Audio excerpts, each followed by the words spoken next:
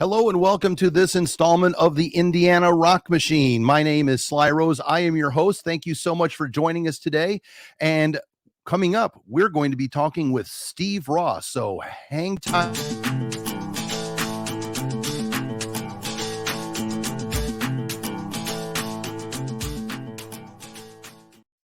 Hello and welcome to this installment of the Indiana Rock Machine, and say hello to Steve Ross. Hello, Steve. Hello, Sly. Well, thanks for having me on your show. This is awesome. Thank you so much. And here at the Indiana Rock Machine, we like to crunch the history of Indiana down into small, palatable pieces with the people that helped make it. So I wanted to have you on here because you played an important role in my life and in a lot of other people's lives, and a lot of performers' lives too, because you were an owner of the Bluebird Nightclub in Bloomington and also the Vogue in Indianapolis. And we just wanted to have you on here to talk about that experience. We want to get to know you, what got you into those places and what got you out of those places. So to start things off, I know that you and I kind of share the same timeline, and I have people on here that I'm interested in, that I've been big fans of forever, and that's why you're on the show. That's why I've asked you to be here. And we are attendees of the Indiana University School of Telecom, or Radio and Television. Depends on what it was called back then. For me, it was Telecom Department. Yeah. So we bounced around in the production halls there, doing TV productions and stuff like that together, separately, kind of like ships passing in the night in the hallway, because you 1 or 2 years difference makes you take 1 or 2 year different classes, right? You're instead of the 101s, you're in the 301s and the 401s and everything like that. Yeah. So I'd like to get started and just let's do the Steve Ross story, shall we? Where did you grow up, Steve? Well, so I was born in Indianapolis, and then right after that, my parents moved to Washington, Indiana. And Washington, little town, 10,000 people. My father was a doctor in the hospital there, and that's where I grew up. And I lived there till I was about, I did move to Indianapolis, back to Indianapolis and back to Washington, but I lived in Washington until I was about 18, 19 years old. And it's interesting because that's where I got my taste of putting on rock and roll shows. Okay. which it goes back to, it was high school, and I knew some guys that had a couple bands, and I said, hey, let's rent the 4-H building and put together a show on a Saturday night and charge $3 to get in. And we'll put up flyers and the whole 9 yards at that time, way before social media. And it was a blast. I think we made $20 that night. Wow. All right. Make sure you tell your tax professional that. Yeah. And with that $20, we spent it on a case of beer, a couple cases of beer. That's rock and roll. Yeah, exactly. And we entertained the bands afterwards. And I mean, that was my first experience in Washington, Indiana. Do you happen to remember the names of the bands by any chance? You remember anything about them?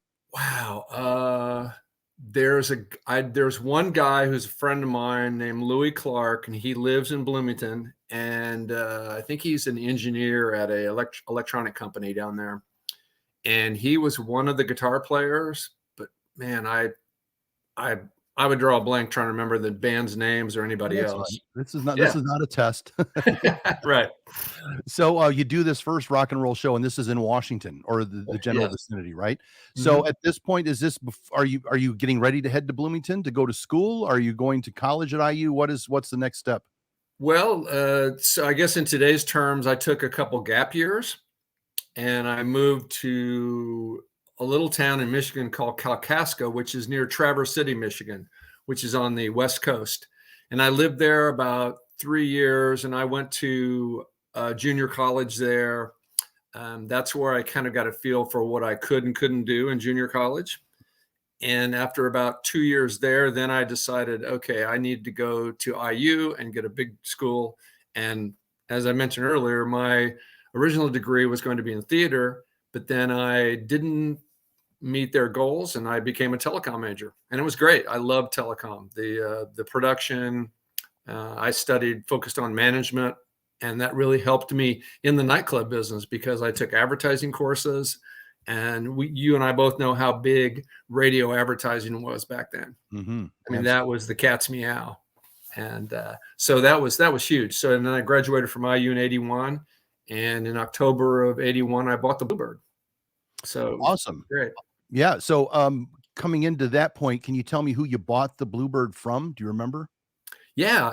Actually, I bought the Bluebird from my brother John and his partner, Doug Turnbull. And Doug lives in Cincinnati. My brother John still lives here in Indianapolis. And he has a studio at the Stutz building because he's real creative. So he made an opportunity, offered me the opportunity to buy the Bluebird. And at that time, I had the opportunity, but I didn't have a partner. And he wanted me to have a partner because he felt that was important. So I was living with a friend of mine. The gentleman's name is Dennis Burris. And he and I bought the Bluebird together. And we were partners for 18, 19 years before how long did your brother own the Bluebird before you got in there? He started it in 73. And I bought it in 81. Yeah. And kind of going back, because that's been, obviously that building has been there for quite a while. In Bloomington.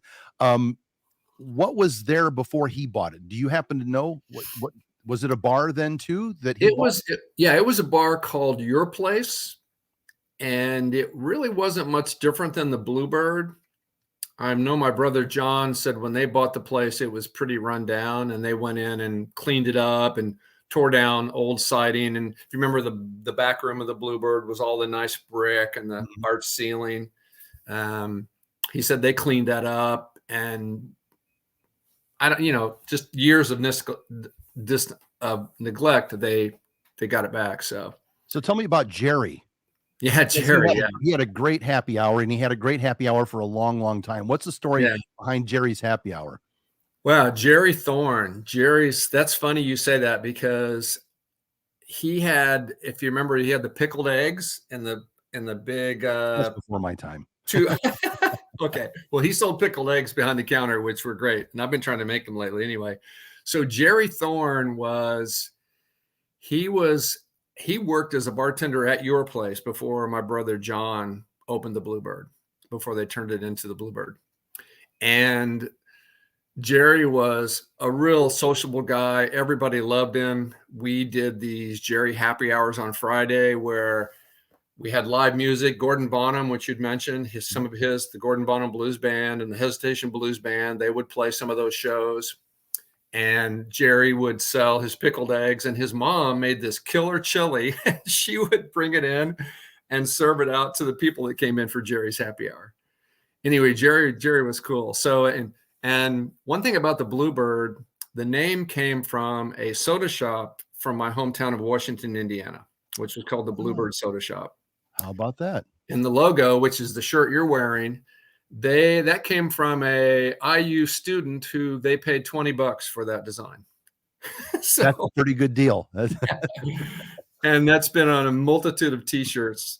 In fact, a friend of mine was sharing a story. So Luther Allison, I don't know if you ever saw him when he played the Bluebird, but he was a fantastic blues musician. And of course he passed away too young. But I remember one night he was playing at the Bluebird, and he was telling me some stories. He was in Europe, and he said he was huge in Europe because the blues is huge in Europe. And he was playing a show, a couple thousand people, and he saw in the front row there was somebody that had a Bluebird t-shirt on, and he stopped the show and said, "The Bluebird, I love it." And then he kept playing. But anyway, some great memories and of that logo and those t-shirts, and the history of the Bluebird is, 1973, it's huge. Yeah. So when you bought that from your brother, do you remember anything about opening night for you? Do you remember anything about the first day that you were in charge? Yeah. What went on that day? Well, that's funny. You should ask that. So my partner and I thought, okay, we're going to be real professional about this. We didn't really understand the culture of the Bluebird, which at that time, it was 1981. A lot of hippies, older hippies, people that were still hanging on to that. We roll into the Bluebird on our first day in white shirts, black ties, and khaki pants. And you know the Bluebird, that was way off base. Wow. And the guy who was the manager at the time, his name was Skip. And anyway, he just looked at us and said, "You guys need to go home and change." And we kind of said why, and then we started looking at all the staff, and we're going, "Yeah, this is not corporate bar business. It's the Bluebird, you know." Exactly. So that was one of the funniest memories that I have from the first day. Well, I'm glad you bring that up, because if you go to downtown Bloomington today is much different than it was when we were in school, or back even earlier than that. Yeah. The downtown was kind of on its way down. I mean, there wasn't a lot happening on the square. There was still Polly Ice Pizza and a hardware store and stuff like that. The Princess Theater was still there. Yeah. But it's nothing like it is today, where, downtown was downtown, and everybody that went to school lived somewhere else. They lived, over on the east side, or they lived south of the school or north of the school or whatever. There wasn't the big conglomeration of people downtown like there is now. No. And it is completely different, because now you drive downtown. Now there's high-rise apartment buildings here and condos over there and that sort of stuff. And the downtown was nothing, nothing like that when we were getting started down there. And I think there's a couple of great shots in Breaking Away, when they're the movie Breaking Away, when they're downtown. It's kind of like a small town, desolate, square that's completely different now. Did you notice anything changing as your ownership progressed through the years? The town seemed to stay that way for a long time, and then all of a sudden it just went boom, from what I can gather. Yeah, we had to think about that. There were at the time we were there, in the first 5 or 10 years, there were more businesses downtown that were creative ideas from people that lived there. Like, do you remember Leslie's Italian Cafe? Oh yeah. Yeah, I mean, those guys decided to move from New York City to Bloomington and live, and then they opened that, which was a huge restaurant. But then we saw it to begin more corporate edged, things that we didn't like so much as, I mean, they helped downtown rebuild, but at the time it was, we liked more of the one-on-one with the people who were from Bloomington and opened their own business there. And that was really cool. You were a competitor of mine for years, because I worked down at Jake's for a few years, DJing down there. But the great thing is, it could have been a competitive thing. I don't know how you and Jordan, how you guys did business together. I'm kind of interested in, did you have a lot of input from him down at Jake's, and did you guys talk about anything, or were you guys out for, to put each other out of business? Or how did that whole thing go? Well, so when Jordan first started, so his brother Nick had a club in Lafayette called Nick's. And so he had Jake's in Bloomington, which was his nickname, Jake. And of course, I never called him that. Anyway, so when he first started, he wasn't real, I'm sorry, he wasn't clued into how the business worked in Bloomington. And then he hired Lee Williams, if you remember Lee Williams. And Lee Williams was his booking agency, and Lee was extremely competitive. And our goal with Jake's was, we would pay the bands whatever we had to get them not to play Jake's. And that was our competitive advantage. Even though Jake's was a bigger club per se, the Bluebird could pack them in. Like, then there were nights when we did Blue Hue and the Color Tones. And at that time, the legal capacity of the Bluebird was 300. And we would do Blue Hue and the Color Tones and do 1,100 people. Yeah, we spoke to Gordon Bonham recently, who played for a while with Blue Hue and the Color Tones. And he said that just exactly the same thing, how crowded it would get in there. And because I kind of grew up in the bar business and working in different places. I was a bartender at the Peanut Barrel across the street, and then the old Regulator, which was a kind of a kitty corner from where you guys. It turned into the Ice House, and I DJ'd at the Ice House also, which is now Kilroy Sports, or whatever it's called now, the big double-decker place. When a top gross, I don't want to give any trade secrets away here, but sure. We're talking about mid 80s, right? Or early 80s, mid 80s. Absolutely. You bring up, you would pay somebody more to play at the Bluebird than there. What was a band getting paid in the mid 80s at a place like Jake's or a place like the Bluebird? On it, just like Mm. sometimes they would do a Thursday, Friday, Saturday. Did you do it as a Thursday, Friday, Saturday payment, or was it this night this much, this night this much? Yeah, and that's interesting you say that, because it used to be, yeah, the bands would play Wednesday through Saturday. Now it's just all one-offs, Mm-hmm. at least in most of the clubs. We would pay, so Wednesday night was our mug night, the 10-cent beer and $3 cover. We would usually pay the bands a flat fee on those nights, depending on how good the band was, which was maybe $500. Okay. We'd make good money. And then on the weekends, we would pay them anywhere from 70% or 100% of the door. So they got paid by the door. Mm-hmm, yeah. The Blue Hue and the Color Tones, those guys were so big, I'm sure we probably gave them close to 100% of the door.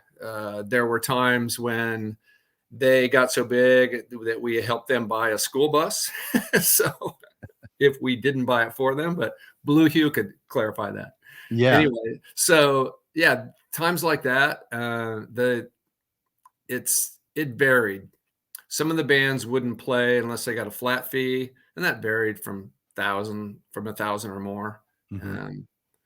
It's funny. I do remember one time a band was playing, and we'd never heard of this band before. And I told them they'd get 70% of the door at $3, and only 50 people showed up. And these guys were really pissed because 70% of $150 isn't very much. No. And these guys, you remember the old bathroom stalls up in the front where they've got all the doors. Mm-hmm. So these guys literally pushed me up against those doors and said, if you don't pay us $500, this place may not be here in the morning. You broke up there, Steve, real quick. Could you say that again? If you don't pay us this much money, what will happen? Okay. They said, if you don't pay us $500, then we're going to kick your ass, and this club may not be here in the morning. Wow. And I signaled to my bartender to call the police. The police came in, and the police looked at me, and he pulled me aside. He said, Steve, he said, I suggest you pay these guys their $500.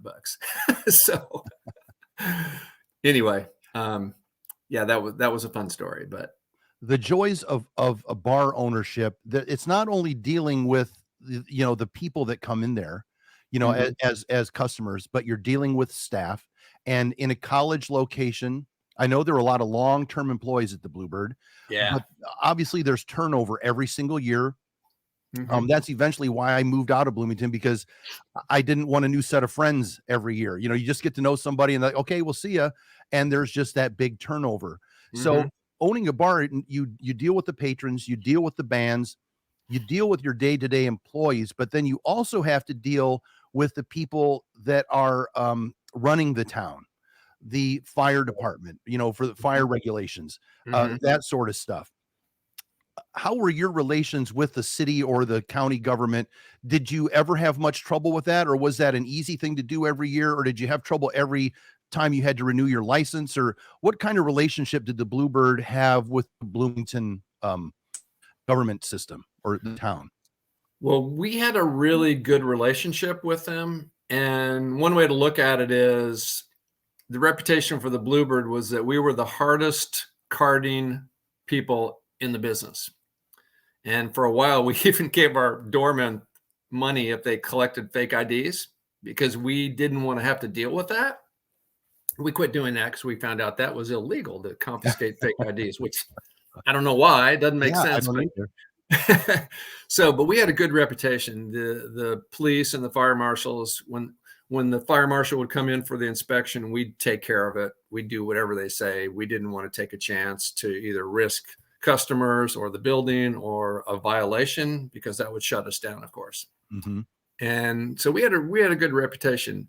There were some clubs in town which we disrespected because they didn't follow the code that was required. And we felt at times that they might have even been paying people to ignore them, ignoring the code. But that's just speculation. Right. Anyway, so yeah, we had a good reputation. And that's been my goal with any club I've ever owned is, hey, those guys have the power, the fire marshal, et cetera, to shut you down like that. So treat them right, respectful, and do what they ask you to do. There's another thing about running a bar that you also have to worry about. That's infrastructure. So we were speaking with Gordon Bonham the other day Mhm. on one of our interviews, and he talked about I happened to bring up the fact that the ceiling was reinforced one year back in the back room, and he goes, I remember when that happened because Jimmy Bracken used to get under him and lift him up so he'd play guitar on his shoulders, and then one time he lifted him up and he hit those new reinforcements that were going across the ceiling. Do you remember anything about that? Because we were like pretty awed that this engineering marvel was going on to reinforce this ceiling. What was the story behind that, real quick? Oh yeah. So there were two things we could have done because the Bluebird was probably built. Oh my gosh, the back room, we're thinking it was maybe the 1910. That's how old it is. And we think at one time it was a auto repair shop, if not a wagon shop to bring your wagon in and have it fixed. Anyway, we could have put support beams from the ceiling or from the floor to those rafters to support, but then we realized that would block the view of the stage as well as how it all looked. So we had an engineer come in and they put in these suspension wires, which literally pulled the building together through these wires across. And as you see, you go in there and you see the beams. And I'm not sure if Kubiak has had to do any more since he's been there. Probably has, but we did that, and it was not cheap, but it saved the back room of the Bluebird, and it saved us from putting in obstacles which would interfere with the crowd. And it's funny, one time when Blue Hue and the Color Tone guys came in, they had a 3-piece horn band, and as part of the group, and they literally put a old front porch swing, hung it on the beam above the stage, and those three guys got in there, and during one song they were playing their instruments while they were swinging back and forth, and my partner and I were looking at each other like, holy shit, I hope that doesn't come down. But did you have did something happen where the guys go, because every once in a while with old buildings and everything you'll say, oh, you better look at that spot up there. Was there a revelation one day that the whole thing may come down, or did you guys just say, hey, let's take a look at this and see what's up? It was more the second. Yeah, we just thought, okay, we better be proactive on this. And then the engineers came in, and we had a couple engineers. One guy said, oh, it'll be okay. Another guy said, no, you don't want to wait, do this. Right. So, better safe than sorry. Right? Yeah, it's still there, so it's worth it. Yeah. So we talked about Blue Hue a little bit. Because they were the 800-pound gorilla in Bloomington at that point. And I just happened to live, I lived on 19th and Lincoln back in those days, up north by the football stadium. And I just happened to live in this house that was the Blue Hue and the Color Tones house, and I didn't know it. So one night, I just gotten back from working at the bar, and I came home, and all of a sudden I hear this pounding on my door at about 3:30 in the morning. What are you people doing here? What do you want? It's like, it's like Cheech and Chong. Is Dave there? Is Dave? No, it's Blue Hue and the Color Tones inside. And I go, no, you're about 1.5 years or two too late. They're not here anymore. So that's as close as I got to Blue Hue and the Color Tones. But that's great. I lived where they lived. So we have a little bit of a later picture here of the Bluebird, and I was just joking with you earlier. Yeah. This white truck is where I used to park, because I'd park in front of the Bluebird before I went to work at Jake's, because I knew I'd end up at the Bluebird, so I might as well park in front there. And a place where you can park overnight too, because sometimes you don't want to drive home after you've been out too late. But so this is kind of a later picture. Were you involved when the Bluebird took over the spot to the right? Yes. Yeah. So in May of 2000, I bought my partner Dennis out, and at that time, that's when I went not back to the Bluebird, but I still owned the Bluebird, and I said, okay, we're going to buy out Opie Taylor's, which was the hamburger place there, and then add on the addition and make the club bigger. I wanted to go into Ward's Barbershop, which is that little multicolored barbershop to the left. Right. And he wouldn't do it, but it was okay. His space was so run down. It was like, that would cost more than it was worth. But anyway, so it was fun. It was, and when we did the remodel, I remember on one of the walls in Opie Taylor's place, which is now the Bluebird extension, there was an old chalkboard behind the paneling, and it said, "No spitting on the floor while playing pool," which was cool. So what year would that have been that you guys went in there, and how long did it take to make it into the Bluebird Annex there? We did it, yeah, in 2001, I believe. It was 2000 when we started, and it took about maybe 6 to 8 months to do it. And of course, we ran into some problems, and looking at like you said, the city officials came in and they saw that one of the walls that we uncovered, the tuck pointing and the masonry was so bad that if we didn't have that repaired, then they wouldn't allow the building to continue. Got it. So yeah, luckily I found a mason in town, and those guys came in and did it within 3 days, which Nice. I know it wasn't cheap, but it was worth it. It was fun to do it. And it just adds to the ambiance of the Bluebird. So what would you say that we talked about Blue Hue making a lot of money because they were so crowded. Was that usually your biggest draw? What would you say that your biggest night that you can remember ever was at the Bluebird while you owned it? Wow. Where it was just pandemonium, crazy, packed all the way to the front, where you couldn't even move in the booths. The biggest nights that we did at the Bluebird. Now, granted, you talked about Mimi Mapes of Dr. Bop and the Headliners. Those nights were over the top. Everybody came out of those nights happy, and that was when we usually charged $3, and for Dr. Bop we charged $5, which was at that time quite a bit over the top. So we made a lot of money. They made a lot of money. But probably the biggest nights for us were our Halloween nights. And we did the costume contest were the worst costume, the best costume, and the least costume. Ah, yeah. And of course, the least costume, you know how that usually won. Was that the Night of the Living Bird? Is that what that was called? Yes. Night of the Living Bird. Yeah, and we would decorate the place to the nth degree. We'd go out in cornfields and grab corn stalks and wrap them around the poles up in front where the booths were, and just decorate to the nth degree. And people came out of the woodwork with costumes that were just unbelievable. It just over the top. So the Bluebird had some pretty good nights. I mean, there were some nights that it was pretty crazy in there. And did you ever, I don't like to bring up negative stuff at all, really, but just the way it impacts people. Like, you have a night that's like, this was the greatest night, or I remember my first day and it was fantastic, and we did the thing, we dressed wrong or whatever. Yeah. Did you ever have a night where it just went completely sideways, where it just was a bad scene? Did you ever have one of those that you can remember? Well, there was one small one. It was a big band that was playing, and I can't remember. It was a national act, and we had a line out the door, and we got a phone call, and the band was going, "Hey, we're here, but we can't find the Bluebird." And I said, "No, you guys, where are you?" And they said, "Well, we're in Bloomington, Illinois." It's like, seriously? Yeah. Did you read the contract? Probably the only other crazy night was, you might remember the night the Princess Theater collapsed and caught on fire. And for those of you who don't know the Bluebird, that was just a 10-foot alley walkway up next to us. That was the only thing that protected us, was that 10-foot alleyway. That's that building right over here. Yes, that is that building. That's the Princess. I saw Bronco Billy in there. Oh, no way.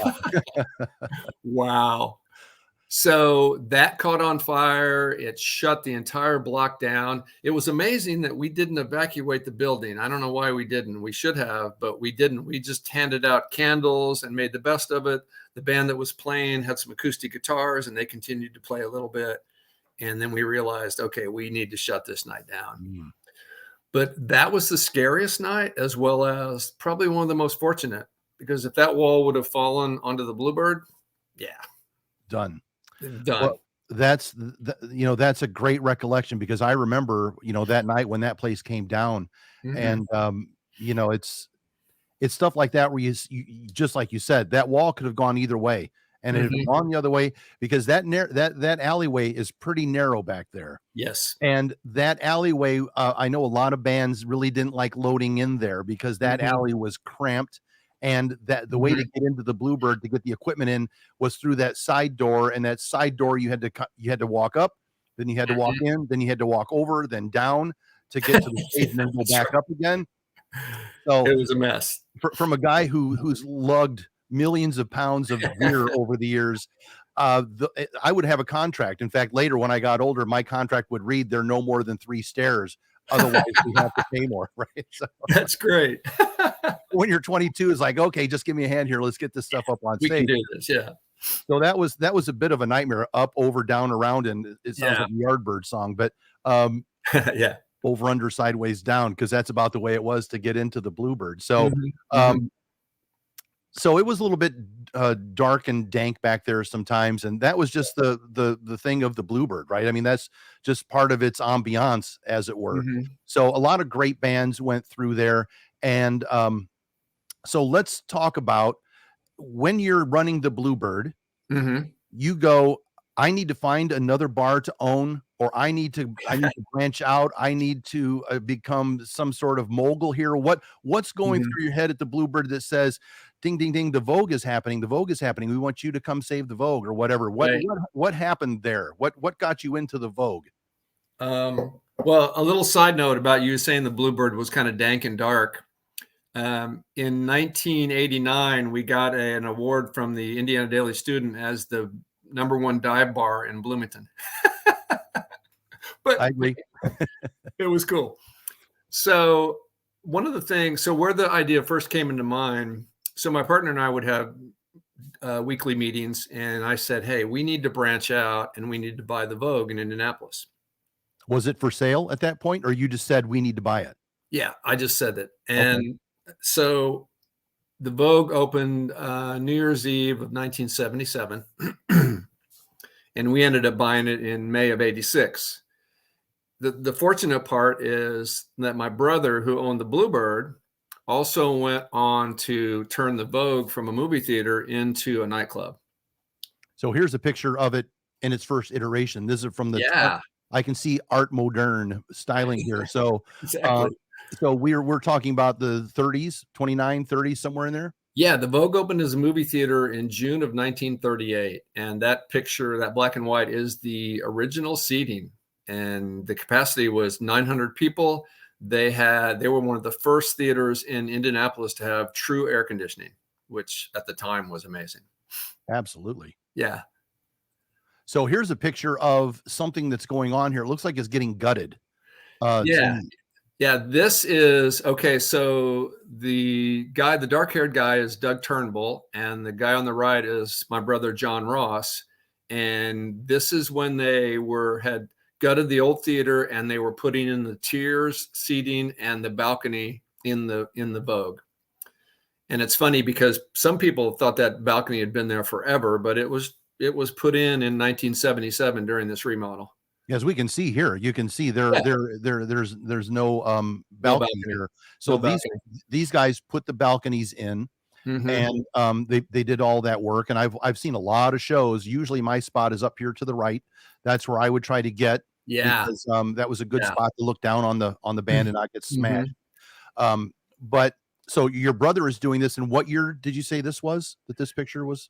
This picture would have been the fall of '76. No, I'm sorry. Yeah, the fall of '76. So your brother owned the Vogue at this point, and that's when you said we need to buy it. Yes. So there's a recurring theme here that your brother buys these places and does a lot of work to them, and you come in and save them, kind of. Or how does that dynamic work? Yeah, it was really fortunate, and so he sold it to us in '86. So he'd been in the bar business since '73, and he was done with it. He and another guy had started a jet fuel company, and they were kind of done with the bar business. And he was at a point where he wanted to sell the Vogue. Nice. And once again, he made us an opportunity. We were able to buy it on contract over 5 years, and it worked out. Excuse me. So what year was that again, where you guys took it over? We bought it May 1st of 1986. 1986. And because you had such a great story about your first day at the Bluebird, what was your first show like? What was your first night where you get, obviously you do a lot of work before you get to that day, but when you walk in that day where you're going to have your first show, do you happen to remember who the band was or what night it was and what it was like? Wow. Really the only thing I can remember about the first day there was, I don't think there was a show the day we bought it. And we certainly adopted their calendar for the next 6 months because they'd already booked some bands. But I do remember sitting up in the balcony, looking over the club going, oh my gosh, this is a dream come true. It's like this club, which to me has had and has always been my crown jewel. It's, I use the term that when I bought the Vogue, I hit the lotto. And that's a great feeling to have inside. I mean, that's what connects a business and a building to a human being. That's because otherwise it's just brick and mortar, right? And exactly, that's all it is. And it becomes something that is inside here. So because you had a partner, does that mean that you're going to be in Indianapolis and your partner is going to be in Bloomington? How did you do 2 bars at once? Yeah. Well, he moved to Indianapolis and he and I went back and forth. I lived in Bloomington until 87. So I'd only lived in Bloomington about a year after we bought the Vogue. And then I moved to Indianapolis and spent a lot of time on 37 going back and forth from the Vogue to the Bluebird. I'd leave the Bluebird at 2 a.m. and drive back to Indianapolis. And you know that road, it's at 3 a.m. It's, yeah. The only one worse would be 46. To take 46, that would be the worst, but 37 was no joy either. Yeah, 37. Anyway, so did a lot of that, and it was worth it. The biggest thing we began to learn is how to delegate, how to hire managers, how to set up a team. And the one thing cool, which, the same was at Jake's, there was a family of people that worked there, everybody watching each other's back. And that was what I loved about those clubs, is it was a family. So it was easy to delegate and to find a good manager and to know the place was being run right. Sure, there were snafus, but that happens in business. Well, sure. And there's a great page on Facebook with the Vogue Remembers, which I'm a member of, and a lot of these pictures happen to be from that Facebook page. But it's just because the owner buys in and the owner feels this like this, that it can't help but translate to the manager. The manager feels like this is my thing. I need to make this work, so you get a lot of buy-in, and that's what makes a great employee and a great relationship between the owners and the employees is the trust, and you're in on this too, and that sort of thing. So that Facebook page is called the Vogue Flashbacks, if anybody wants to jump on. And it's run by myself and mostly Jock Maggard, who was a bartender at the Vogue for 34 years. I mean, at the time I let him go, he'd been there longer than I had. Wow. and not to say that I fired him. We agreed that it was time for him to hang up his mixing thing. So. His mixing belt or whatever. Yeah, exactly. Hang up his shot glass. But it's crazy because he kept a diary of every night the club was open and who was there and what the crowd was like and what the band was. So, I mean, sure, I had all that information somewhere in a data bank, paper data bank. Right. But the way he did it is just amazing. It's like, I said, Jock, you need to write a book. Exactly. But anyway, so the family aspect has always been a huge part of it. And you had mentioned earlier employees. Most of the employees that worked at those clubs stayed for a long time. Although, as I realized towards the end of my engagement at the Vogue, which that ended in April of 2019, we were beginning to see a different shift in millennials where they would just kind of go, well, I'll work here until I find something better. And it was totally different. And it took some adaptation from the management as well as myself to understand that. But we still had a lot of great long-term employees. Well, one thing that I noticed, I mean, I've been in the bar business for quite a while too. I hate to say how old I am because I am old, but 35 or 40 years of being in and out of the business over the years. it now seems very different. When I turned 21, it seems much different than it does now, because I still am out till 2 or 3 in the morning, coming home from my gigs where I'm doing work, and I'll go by places at 8 o'clock and there's nobody there, or 10 o'clock and the place is closed. When I was 21, we were there until it closed. We were there until 3, until someone forced us to leave. Yeah. We were going to stay, and we were not going to leave. We're going to have another drink. I don't care about last call. But now it seems like come 10 o'clock or 10:30, people aren't out anymore. I mean, that's just what I'm seeing myself, and maybe because I'm going in and out of different small towns. But have you noticed anything different like that? Did you notice coming up to 2019 where the crowd was different? Well, with the national concerts, what I noticed, even when it was sold out, that a lot of people wouldn't come for the warm-up band or the warm-up act. They'd go out and have supper or a drink somewhere else, and then they'd come into the club. With the other shows, like the dance clubs and the cover bands, like the Tom Petty cover band type stuff, the crowd usually wouldn't get there so the doors would open at 8, and the crowd usually wouldn't get there until about 10:30. And then they'd be gone by about 2, versus, like you said, they would be here in the beginning. It was from the doors open to when the doors close. There was a line. There was a line to get in, and then it'd be, okay, I don't want to leave. Don't make me go. Well, you're going. You're leaving now. Yeah, with the phrase that I've said a few times out loud, you don't have to go home, but you got to get the hell out of here. Exactly. We don't want you to stop by the Pokey on the way home either. So just yeah, that's right. So the Vogue, obviously, the recurring theme here is a couple of really old buildings, right? The Vogue a little bit newer than the Bluebird was. Did you have any problems infrastructure wise with the Vogue after it had been remodeled? Like, was there bad plumbing? Did you ever have trouble with the fire inspector? Did you have any issues like that? The club itself so when John and Doug remodeled the Vogue, they did it through an SBA loan. So everything had to be to code, and it was to code. Everything was done perfectly. No trouble with the infrastructure. Sure, over the years, you have to replace the roof. The only other times there was one time when a big truck was backing up behind the Vogue, and they hit a guy wire that held a telephone pole, and the telephone pole fell onto the Vogue. It hit the air conditioning unit and shorted out about 30% of the wiring in the club. Oh. And we were lucky that something didn't blow up and the club didn't burn down. That was expensive. Insurance paid for part of it, as well as the company whose truck driver was. And the crazy part about it is there was an article in the newspaper the next day, and they had a picture of the truck driver. He's sitting in his truck going thumbs up with a big smile. Like, I'd cost $1 million damage. Yeah. What?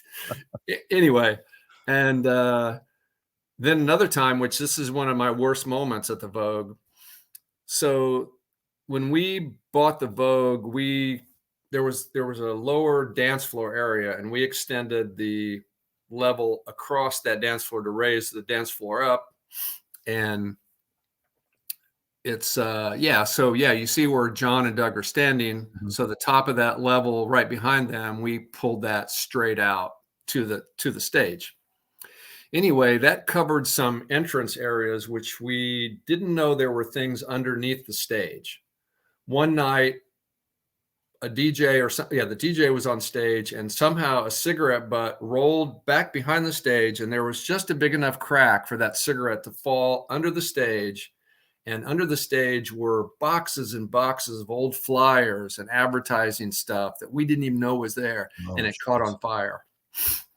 And I get a call from my manager. The fire alarm's going off, and there's smoke everywhere, and he's evacuating the building. And I go down, and the fire department is there. They're making us all leave. They're forcing me to leave. As I leave, I see them with a big chainsaw going into the stage, cutting big holes in the stage.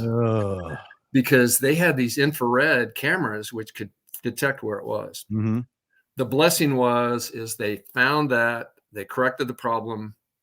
The flip side was we needed to put a sprinkler system under the stage because we didn't have one. So we had to have a fireman or a firewoman stay in the club every night we were open for the next, I don't know, it was 3 months. Wow. And that wasn't cheap. And granted, we didn't always follow the capacity code, so we had to be very strict about that. Mm-hmm. And it's the fire guys, they were real cool about it. They didn't care. We buy them a couple drinks, they'd sit in the balcony and just watch the show. Yeah.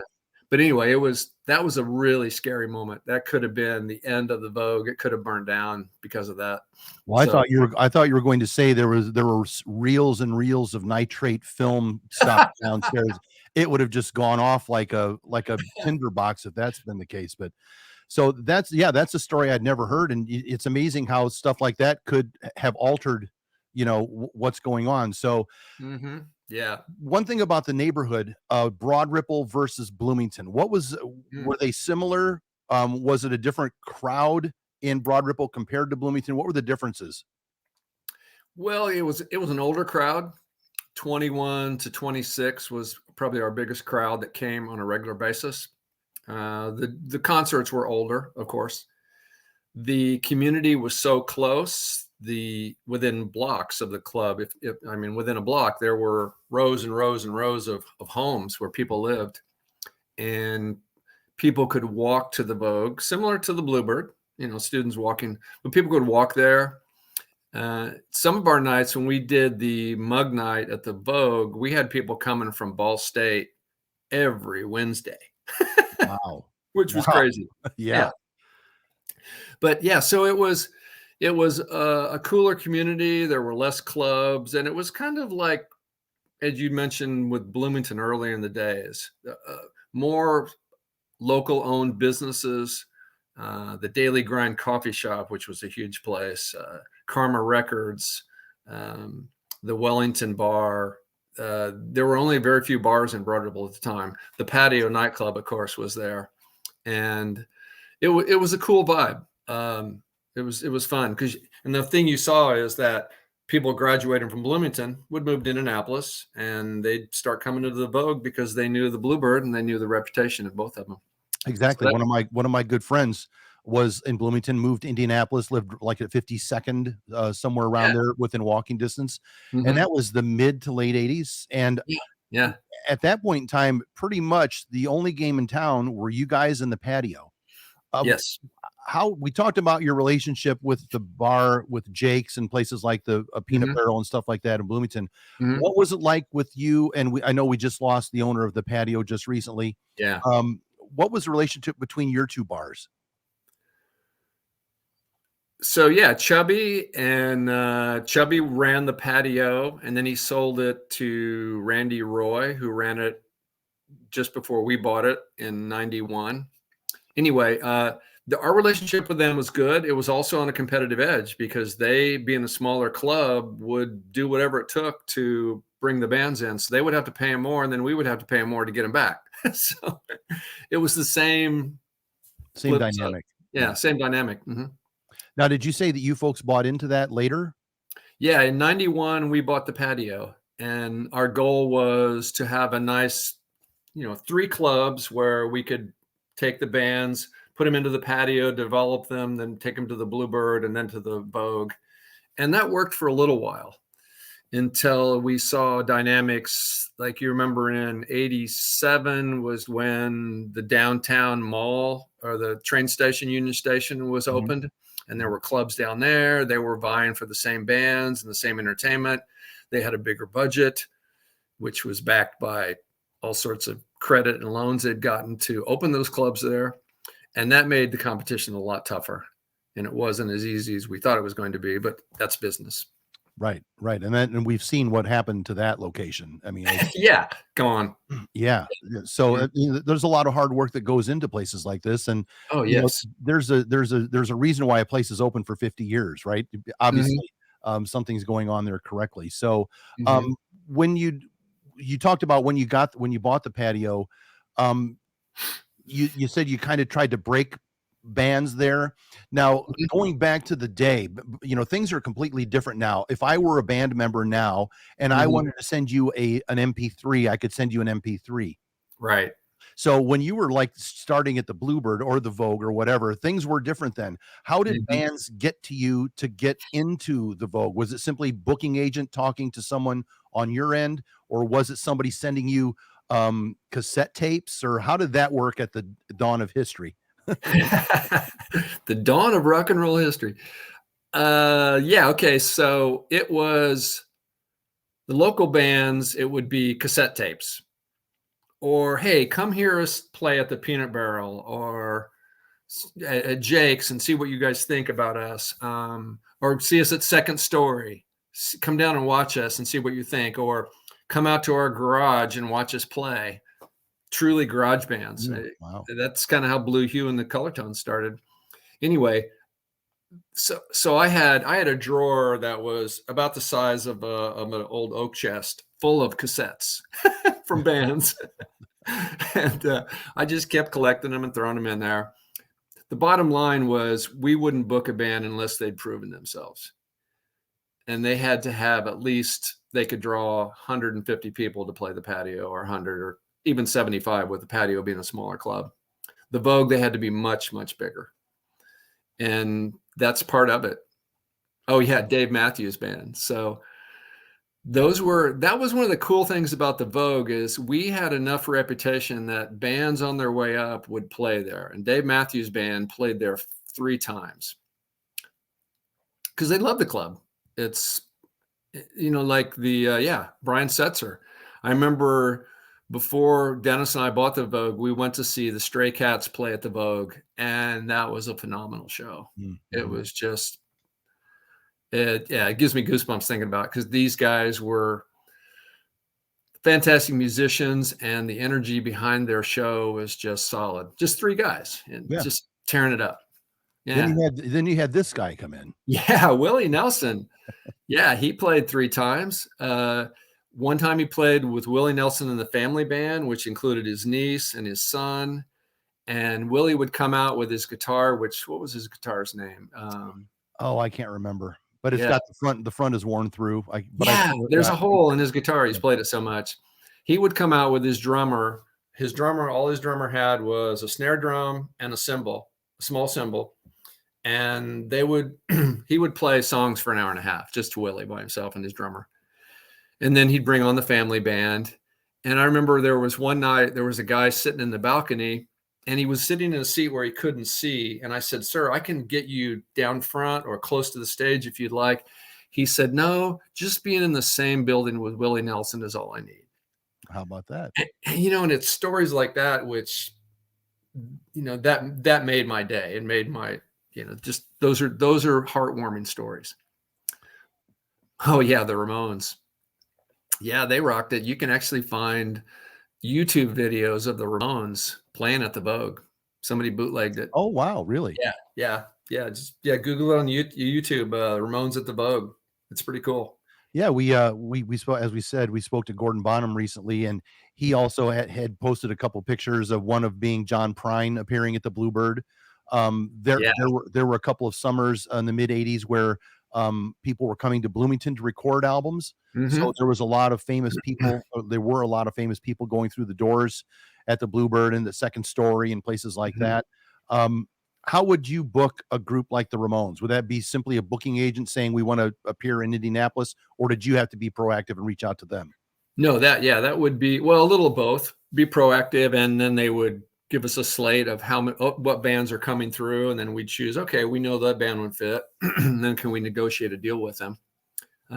So speaking of artists coming through, and this goes back to the Bluebird, when Mellencamp did the first Farm Aid, he wanted to do a warm-up show with Lou Reed and John Prine, and he and Lou Reed and John Prine came into the Bluebird one night and took over the stage. And there's still on the back wall, there's the article framed of when they played that, that was a magical night.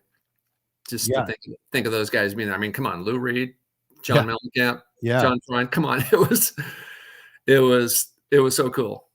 Lou Reed, I think there's a picture on the wall in the back of the Bluebird of Lou by himself, if I remember correctly. And there's also video has surfaced of him playing at the Bluebird that night. Oh, neat. Oh, I got to Google that. That's cool. Yeah. So check that out. So that's some great stuff. So a lot of famous bands. Who was your favorite? Who were like the most down to earth, or who were like the antithesis of a rock star? Like, who did you go, oh, I can't wait till this guy comes in because I want to talk to him and sit down and have a cup of coffee or whatever? Was there anybody like that you had come through any of your locations? Wow. So going back to the Bluebird, the one thing that was cool about the Bluebird is our office was also the dressing room. So any acts that came through, we had to mingle with them all night long. I mean, we had this huge safe in the office, which was, we couldn't move it. It was so old, but that's where we kept all the money. And that was in the dressing room, which in today's world, you go, what? The safe's in the dressing room? But it worked. And it was a place to put all the beer. That's where it was, because that was such a small room that this was where the beer sat. Exactly. And so at the Bluebird, yeah, I mean, talking to Delbert McClinton before he goes on stage, to me, one of the magical moments was talking to Sonny Terry and Brownie McGee. Those guys were, for me, my beginning to understand blues and what it was like. And after David Crosby and Graham Nash, they were set to play Market Square Arena. No, not Market Square Arena. The convention center downtown. And it was a Sunshine promotion. And Sunshine said, no, ticket sales aren't good. So we're going to put them at the Vogue. And I'm going, oh my God. So all the Vogue needed was a grand piano for Graham Nash. Of course. Yeah, we're going to do that. So it was Graham Nash and David Crosby. They put on a show, which, you know, goosebumps again. It was a show that I will always remember. And afterwards, I went up to David and I shook his hand as he was leaving. I said, man, thank you so much for playing the club. He said, no, thank you for having us here. He said, it was our honor. And I just like, whoa, it's an artist of his stature to say that to me. It was so cool.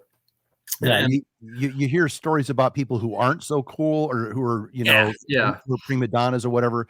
It's really great to have a story like that. It was. And a funny flip side was, years later, and this was about 10 years ago, somebody said, hey, I have a bootleg copy of that show of Graham Nash and David Crosby. I go, no, how'd you do it? He said, I wore in a really big hat and I had 2 microphones mounted inside the hat. And I had the wires run back to a recording back in my back behind me.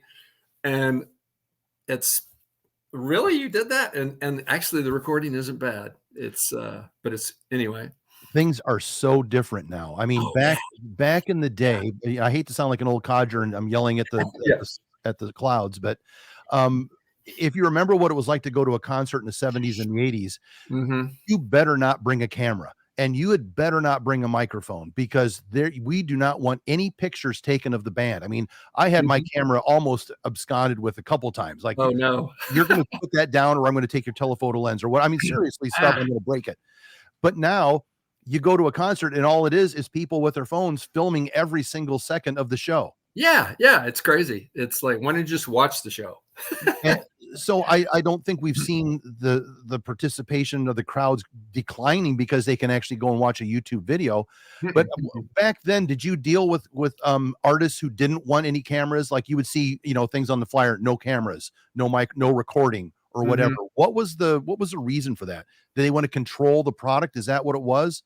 Yeah, that was the biggest. And the simple phrase is they wanted to control the artist image that went out on the net. Well, at that time, whatever they shared it with, the newspapers. Anytime, like at the Bluebird or at the Vogue, if the Indianapolis Star or the IDS would want to come in and take pictures, then we'd have to have it approved by the artist. Whereas today they just show up and take pictures. So that was the biggest thing. It's just they wanted to control the image, and that's funny. Speaking of image, so we had Debbie Harry play, and she was doing a tour with just a 3-piece band. There was no drummer. The guy just had cymbals and little maracas. They had a bass player and a guitar player and her, but we couldn't advertise her as Blondie. And we couldn't put any correlation to her and that band, even though that's pretty much all she played were Blondie songs. And it was funny. I could never, to this day, I don't understand why she did that. But I've got a feeling it wasn't her that made that happen. I think it was a contractual thing that the Blondie corporate said. That makes sense. You know, that's the whole legal wrangling that goes on. I was just curious about how things has a polar opposite. No cameras, no recording. Now you can watch every single second of the show, which is completely changed. So I've got a great picture here of you in the back, and I think this might be the is this the light pole that might be the pole in question that got hit by the truck driver? No, but it's just pretty close. The light pole is literally, you see that step that goes into the back of the Vogue. It was the light pole that was right there. And yeah, it fell. And as you can see, the cables and the wiring going up the side of the building, that's what the light pole fell into. Gotcha. Okay. Yeah. So yeah, this picture was taken as part of the my 30th anniversary at the Vogue. So this was a little more wide open back here. This was a different alleyway than the Bluebird was, and I've spent too much time in both of those alleyways. But so I remember, and I don't know if this was the thing. Maybe it was a Broad Ripple type event where they used to have the band set up like right in this area. Like in the summertime, there'd be an outdoor concert. And was it an annual thing? Do you happen to remember anything about that, or was it a one-off that I might have gone to? It was in a parking lot back here. Yeah, that was a one-off. Yeah, there was. Yeah, you're right. There's a huge parking lot right to the other side of me. So no, that was a one-off. Okay, I didn't know if that was an annual thing. I know that I went to see the Late Show there, and some other bands, and that was a good day there. So, kind of wrapping up the history of the Vogue. Yeah, something changed with Steve, and Steve said, you know what, I want to have thank you Steve Ross on this board, and I want to walk away. What led to that, or when did that happen? So let me think. It was so granted, over the years I've thought about selling the Vogue a couple times. The guy that opened all the Kilroys in Indianapolis, we came this close to selling to him.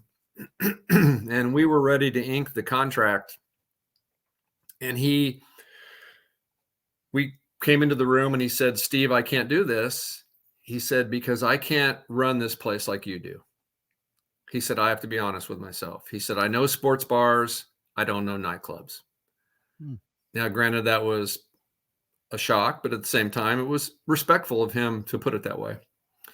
So over the years, I'd thought about selling it, but at the time I began looking at it in 2018, and I thought, okay, I'm 30 years older than my average crowd. I'm getting away from the music genres that draw people and the styles of music, and it's not what I listen to on a regular basis. And I was losing that connection that we had back in the day. And I thought, okay, I need to pass the baton, as I call it, to somebody else and let them enjoy the Vogue and take it to the next step and the next level of a new generation. And that's what prompted me to do it. So April 9th of 2019, it's when we signed the agreement. And the three guys that bought that put that on the marquee for me. And who was this in the picture with you? This is Hannah. Hannah is the taller girl. She was my office manager, and Meg is the other girl, and she was an office assistant. And we just took that picture together. My other managers, Marcus Johnson, who was my general manager, and Jason King, who was my entertainment manager, they were up in the office at the time in a meeting. And this is these are the guys that bought the club. And who are they? So we've got Andrew, Scott Craigie is the guy to my right. And then we've got Eric Tobias and Andrew. I'm sorry, I can't remember his last name. But anyway, these are the three guys that bought it. And Scott and these guys had run a tech company called Moby, which created all sorts of apps. And they had just sold their business, and they were looking for different opportunities. And that's what happened. And I worked with a broker to find these guys, and it worked out great. They've been doing the Vogue, and The blessing for the Vogue and myself is that I sold pre-COVID because I can't imagine trying to manage that club when it's closed for a year and a half. Exactly. You know, Exactly. it would not have been financially feasible. Whereas these guys had the wherewithal and the money that they could handle it. And in fact, Eric, the guy to my left, we were walking through Broderpool, friend and I, and we saw him, and I said, "Eric, how you doing?" And I said, "Man, I'm so sorry about the Vogue." And he looked at me and just pointed and said, "Man, no worries, we got this. Everything's cool." And this was in the midst of the midst of the COVID, and Mhm. the place had been closed for 6 months, and it was like, "No worries, man, it's okay." And it was great. It really made me feel good. Made me feel that I'd made the right decision. Now, this isn't the Vogue show and it isn't the Bluebird show. It's the Steve show. Um, Okay. but what also went what happened to the patio? What was the obviously it went from, and this is after I was gone, it went from a music venue and then it was no longer a music venue. Mhm. What happened there? The patio got to a point where it couldn't generate enough money to make it profitable. And when Chubby was there, and then the guy he sold it to at Randy, they were the owner operator. They ran the club at night. We had to hire a manager, and that pretty much took our profit. Uh, So, and that's the only reason it just wasn't working. And at that time, so at one time I owned 5 clubs, and I just began selling them because I had to focus on the clubs that made the most importance to me, which were the Bluebird and the Vogue. So in 2000, it was 2006 is when I closed the patio. And yeah, it was a sad time for a lot of people because there were so many great memories at mhm. the patio. I mean, the patio, once again, bands like REM and Stevie Ray Vaughan and the Red Hot Chili Peppers all played there when they were learning their chops. Well, Right. they knew their chops by then, but it's you can Honing actually their craft. yeah, honing their craft. Thank you. You can find on YouTube Red Hot Chili Peppers playing the patio. It's so things like that, which were great about the club. It was just a small venue. And then I eventually sold the building to the Lava Lounge, which they own that now. And they Okay. have a Mediterranean restaurant there. And I think they do some recorded music too. So we talked about you said 5. That's how many I've got Yes. here. We've talked about 3. What were the other 2? The other 2 clubs that we didn't talk about? Well, we bought Jake's in 91. Okay. And then we had a club in Cincinnati called Electra, which it was originally a club called Sycamore Gardens. And we purchased it in 99. And in 2000, that's when I bought my partner out. But in 2001, we had to close the club in Cincinnati because there were the riots in Cincinnati.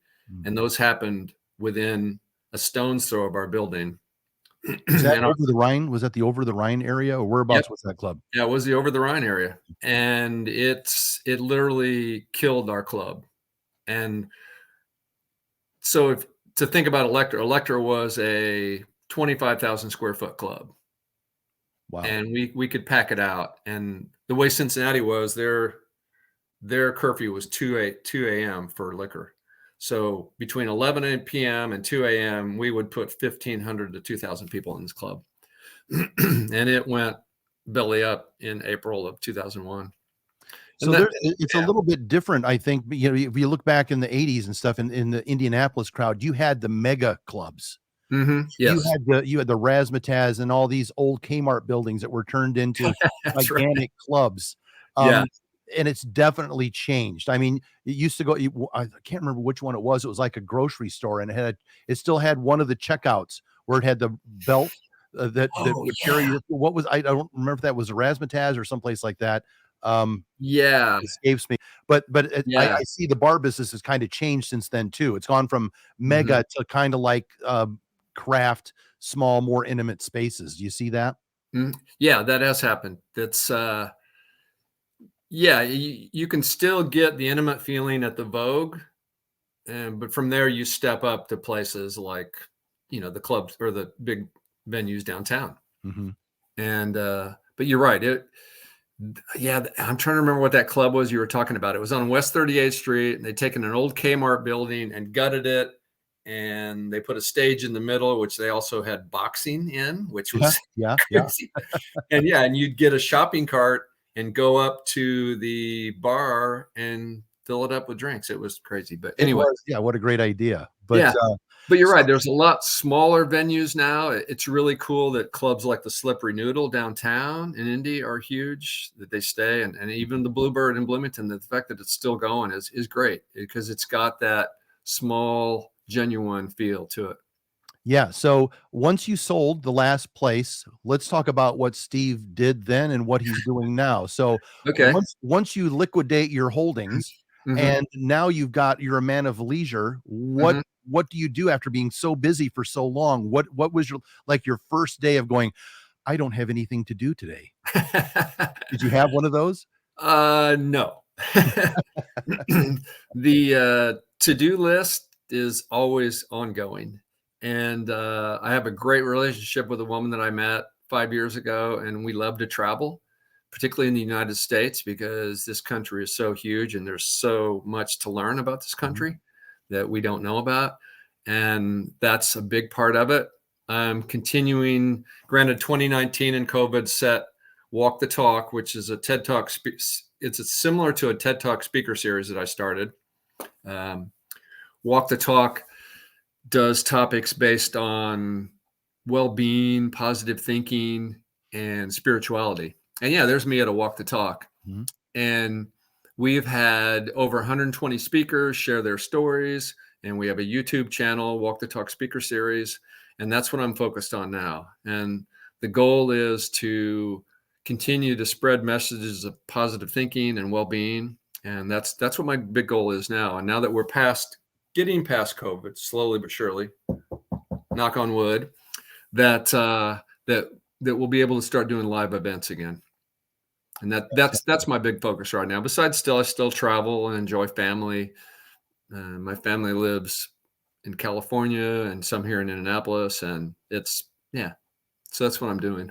So when we were trying to get together and schedule a time for you to come, um, you said the morning, how things have changed. It would have been, 25 years ago, let's do this at 10:30 at night or 11, and instead we're doing it 8 or 9 in the morning. So, Oh my life gosh. life does change a little bit. But I just want to let you know, Steve, that having watched you from not too distant, Hmm. a space that we really appreciate the things that you have done for the bar business, for Thank you. the music business, because Thank you. sometimes bar business and the music business are like this, and sometimes they're not. Sometimes Hmm. it's nothing to do, but you've brought those two together.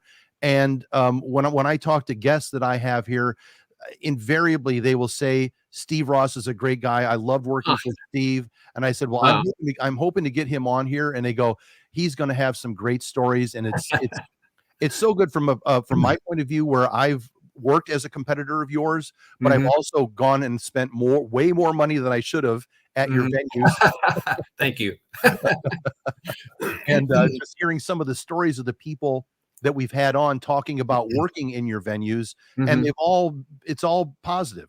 That's what's so Thank you. great. And that's why I said, um, I wanted to have you on here because, having gone to school at the same time in the same department, kind of seeing where your life has gone, and Mhm. it's just been a success story, I think, and I think there's a reason Thank for you. that. And the reason is anybody that knows you knows that reason, because you're a great guy and upfront, personable. You're the total package, mister. So I want to thank you for Thank coming you. on here. I want to thank you for all the work you've done through the years for rock and roll and for that business. And we hope to have you on again. We'll talk about the bars in particular. We'll take a deep dive into the Bluebird, take a deep dive into the Vogue and Yeah, the yeah. patio too, because those are the venues that people like us have gone to. That's our Mhm, connection to rock and roll mhm. music. So Yes, yes. I'd like to thank you so much, and we appreciate you coming on. Well, you are more than welcome, and I appreciate you giving me this opportunity. I mean, being in the bar business for all those years, it's been a huge experience, and I know that I've helped a lot of people, and that was always my goal. And as I told many people that work for me, I would say, or worked with me, I would say, if I can see you grow to be stronger and go past the Vogue or the Bluebird, to me, that's a blessing. And I've seen that, and it's huge. And to think about almost 40 years in the bar business, as my brother said to me once, he said, that's 2 rock and roll lifetimes. Exactly. And there's you didn't absorb the profits by having it go down your mouth. I mean, there are situations where people that own bars don't make it very long, and it's just that's just the way the business is, and that's why you're so successful and why you've had such a good run. Well, So I appreciate that. I appreciate that very much. So we'd like to thank you, Steve. We will hopefully talk to you in the near future, and we'll learn more about those buildings and those bands and all that other stuff. And have a great day. Look forward to it, Sly. Take care. Thank you. Well, that wraps up this installation of the Indiana Rock Machine with Steve Ross. I'd like to thank you so much for joining us, and we will see you all next time on the YouTube channel and on our Facebook page. Make sure you hit like, make sure you hit subscribe, and we will see you next time right here at the Indiana Rock Machine.